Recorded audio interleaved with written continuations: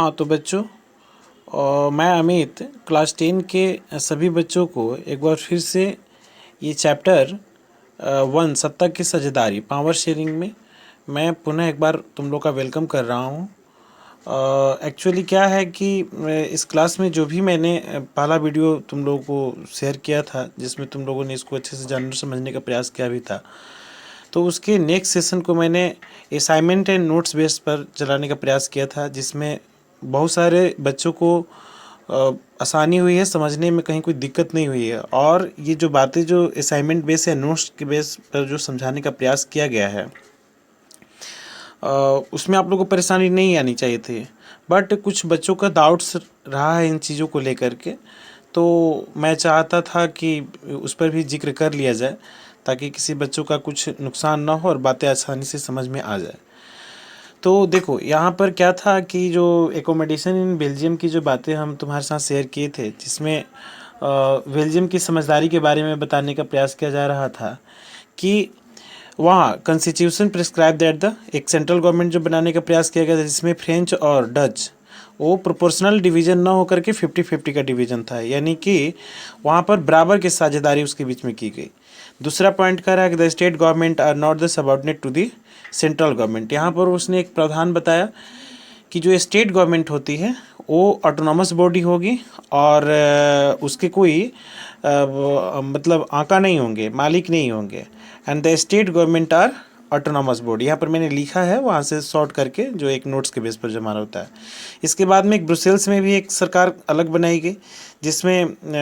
हर एक कम्युनिटी को equal participation उसमें दिया गया, रिप्रेजेंटेशंस को भाग लेने के लिए। इसके अलावे सेंट्रल और स्टेट गवर्नमेंट के अलावा एक थर्ड प्रकार की जो गवर्नमेंट फॉर्म करने का प्रयास किया गया, जिसका नाम वहाँ दिया गया कम्युनिटी गवर्नमेंट। ये किसी एक बच्चा ने पूछा था सर कि कम्युनिटी गवर्नमेंट क्या होता है। तो कम्युनिटी गवर्नमेंट मीन्स, जैसे तुम देखो एक छोटे क्षेत्रीय स्तर पर जो लोकल बॉडीज टाइप की होती है हमारी, कम्युनिटी का मतलब हो गया समुदाय गवर्नमेंट। और यहाँ देखो is elected by the people belonging to the one language community. वो देश के किसी भी कोने में, है ना, बेल्जियम के किसी भी कोने में किसी भी भाषा भाषी क्षेत्र के लोग, यानी कि जिस क्षेत्र किसी कोने में कोई जर्मन भाषी लोगों की संख्या वहाँ ज़्यादा थी, तो वहाँ जर्मन भाषी लोगों का एक कम्युनिटी गवर्नमेंट अपनी थी, वहाँ पर अन्य लोगों का नहीं, उसमें कुछ ऐसा मिक्सिंग करने का प्रयास नहीं किया गया, वो इंडिपेंडेंट छोड़ दिया गया। जहाँ फ्रेंच भाषी लोग थे वहाँ फ्रेंच भाषी लोगों का सरकार बनी, जहाँ पर डच भाषी थे वहाँ डच भाषी लोगों का, है ना, बनाने का प्रयास किया गया। अब देखो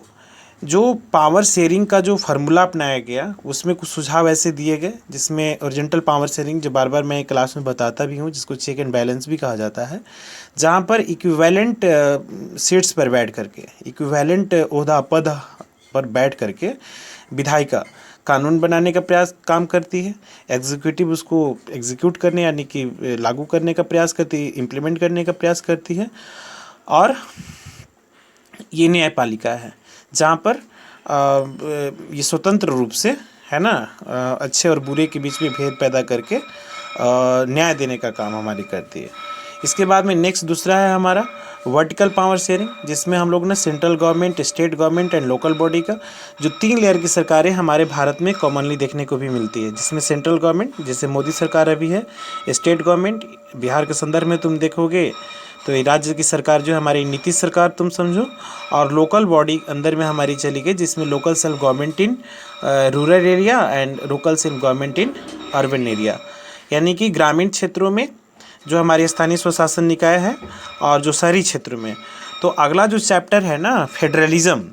जिसमें मैं बार बार बताता हूँ कि more than 1 layer of the government, है ना, एक से ज़्यादा लेयर की जहाँ सरकारें होती है, जैसे हमारे भारत में 3 लेयर की सरकारें हैं। एक केंद्र की सरकारें पूरे देश के लिए चिंतित रहती है, काम करती है। एक स्टेट गवर्नमेंट हर एक राज्य से, बिहार सरकार हो गया, उत्तर प्रदेश की यूपी सरकार हो गई, महाराष्ट्र हो गया, तमिलनाडु हो गया, है ना। इसके बाद में पूरे देश के कोने कोने में हर जगह लोकल बॉडी इंडिपेंडेंट वे में काम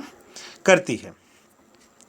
तो ये अगला जो चैप्टर 2 फेडरलिज्म है, हम इसी पावर शेयरिंग्स पर ना विशेष तौर पर चर्चा करेंगे।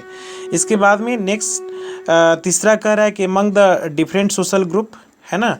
आप देखो इसमें क्या है कि among the different social group में एग्जांपल के तौर पर कम्युनिटी गवर्नमेंट इन बेल्जियम, जैसे भारत में बेल्जियम में तुम लोगों ने देखा, और जैसे reserve election on the basis of the weaker section like SC ST women NET से। अब देखो यहाँ एक बच्चा ने पूछा था कि बेल्जियम में सर मतलब ये रिजर्वेशन का नॉर्म्स क्यों नहीं अपना अप्लाई किया गया।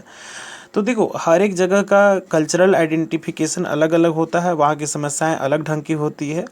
और ये सब यूरोपियन कंट्री जो भी हमारी होती है ये हेट्रोजीनियस सोसाइटी नहीं है, होमोजीनियस सोसाइटी है, तो वहाँ उतनी ज़्यादा डाइवर्सिटी देखने को नहीं मिलती है। बट हमारे भारत में तुम देखो भाषा के नाम पर, संस्कृति के नाम पर,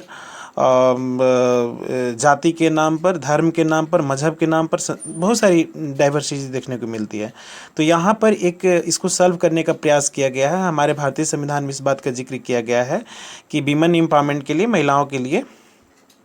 कुछ पार्टिकुलर एरिया में सीट को रिजर्व कर दिया जाता है, जिसमें महिलाएं 33% का डिमांड कर रही है, जो अभी तक नहीं लागू हो पाया देश में। हमारे देश के जो अंतिम पैदान पर बैठे जो मार्जिनलाइज कम्युनिटी है, जिसमें schedule caste and schedule tribes की जो हम लोग बातें करते हैं, तो इसको रिजर्व किया जाता है जहाँ पर इनकी बाहुल्यता ज़्यादा होती है, और ऐसे लोगों का प्रतिनिधित्व सुनिश्चित किया जाता है ताकि ये भी अपना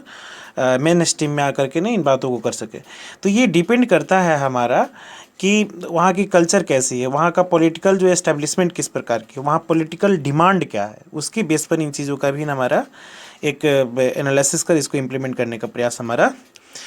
किया जाता है। इसके बाद में देखो पॉलिटिकल पार्टीज़ का and pressure group and the movement वगैरह का। तो देखो ऐसे भी तुम देखो कि हमारे भारत में ही इसका सबसे ज़्यादा एंटरटेनमेंट तुमको देखने को मिल सकता है।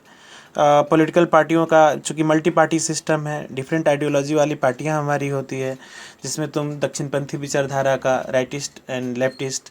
इसके बाद में तुम उसमें रेडिकल एक हमारा अलग समूह है,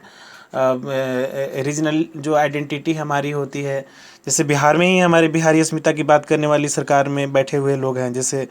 नीतीश जी बार बार इसका ये करते हैं कि बिहारी होना अब अभिमान की बात है, अभिशाप नहीं है। इनकी पार्टी लगातार बिहारी अस्मिता के लिए चर्चा करती है। जो रीजनल पार्टियां होती है प्रायः क्षेत्रीय